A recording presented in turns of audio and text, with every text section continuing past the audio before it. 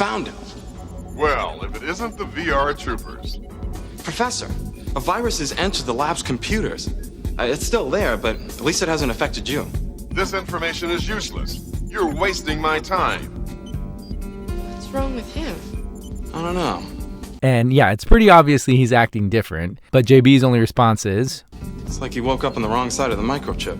now it's Radventure time. Let's kick it into action.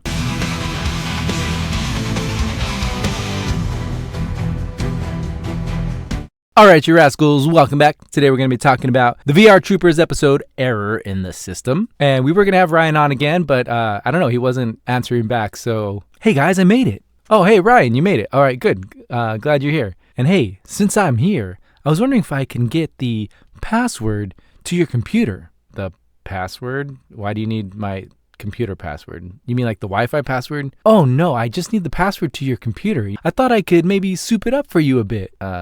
Bit weird. Yeah, I need access to the computer so I can, make some cool upgrades and modifications. And then once I'm in your computer, then I can control everything. Oi, mate, we can hear you, right? What do you mean? I mean, we just heard you, make a very evil claim and a very stereotypical evil laugh at the end there. I don't know what you're talking about. Yeah, no, you're clearly up to something, so I don't even know if you're Ryan, to be honest, but this actually kind of reminds me of what the episode's about, so let's go ahead and get into it. So we start with Ryan and JB rollerblading at the park, and yeah, I don't know, it's just not the same without Free Ride playing under it. So Grimlord's plan involves sending a virus through the computer system. It first infects Caitlin's computer, and then it starts deleting everything. So this makes them realize that the computers at their base might also be affected, so they have to go and check on the professor. I can't find the professor on any of the systems. Hope the virus hasn't deleted him. Virus? Grand. Where's the disinfectant? Not that kind of virus, Jeb. A computer virus is a program that destroys data. Oh, then why don't we try injecting bleach into the computer? So anyways, they can't get contact with the professor at first, but then all of a sudden, he reappears, and he's acting noticeably different. Found him. Well, if it isn't the VR troopers. Professor, a virus has entered the lab's computers.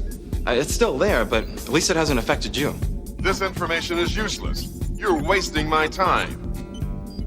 What's wrong with him? I don't know.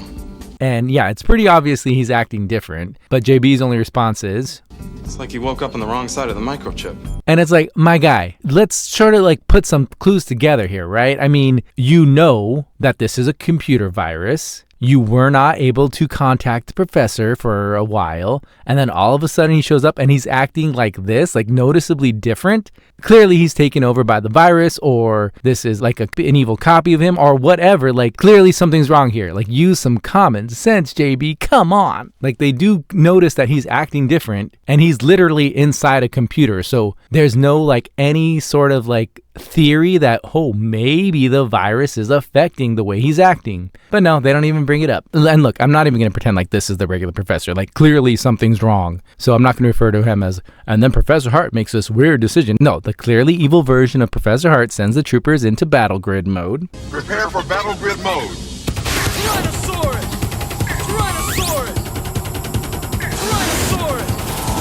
Tyrannosaurus! But then the professor says, there's a monster now, so they have to go get it. And he says they're going to have to split up the team. Ryan and Caitlin, take the ship into virtual reality.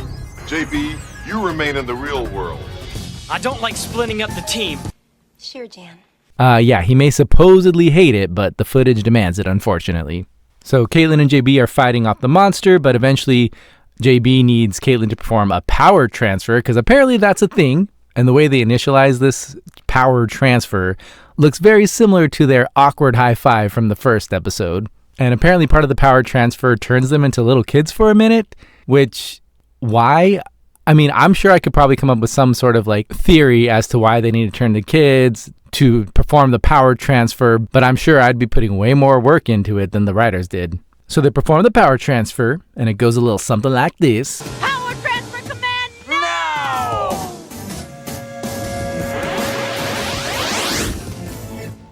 Re-energize position No!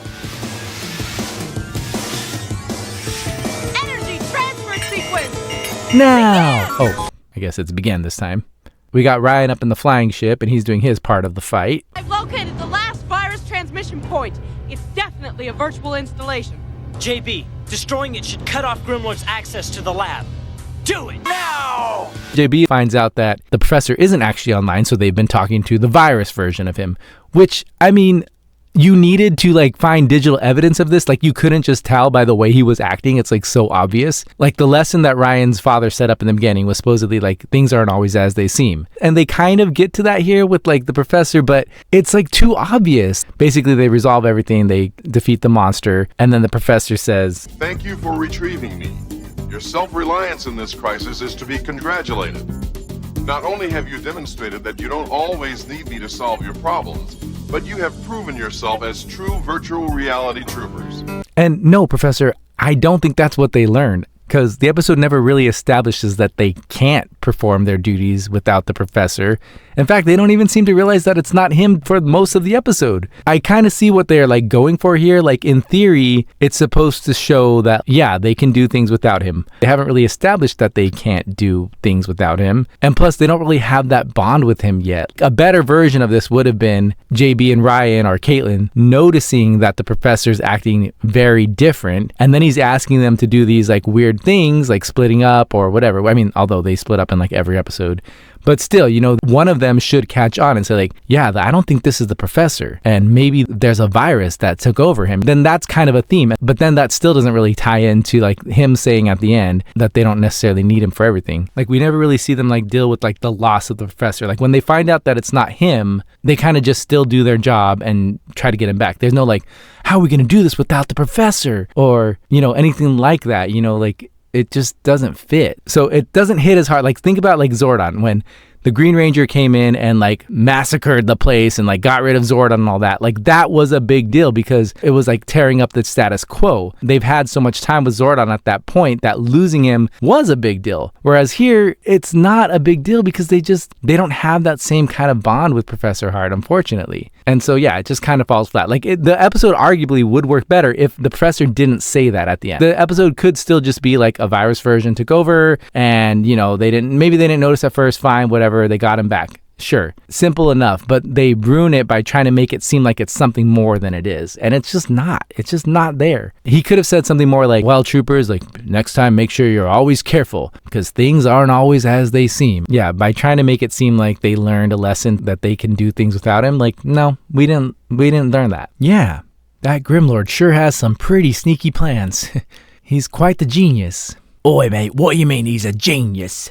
And anyways, we already know you're not Ryan, so quit the act, mate. Yeah, I mean, come on, what's this really about? What do you mean? Come on, just give me the password to your computer, and then we can move on. Oi, mate, cut the act. Who are you, really? Ah, fine. You caught me. It was me, Grimlord, all along. I wanted access to your computer, and then I could take over your whole base.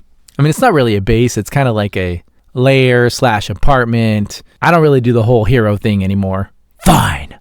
I guess I'll get out of here. I'll get you next time, troopers. We're not the troopers, but whatever. I'm glad he's gone. All right, get out of here, Grimlord. Come on. All right, andale. So yeah, that's VR Troopers Error in the System. If you like the video, make sure you hit the like button and don't forget to subscribe to the channel. And if you appreciate the content I do here, you can click the link in the description to my Buy Me a Coffee and you can buy me a coffee. Every little bit helps. But until next time, everybody, see ya!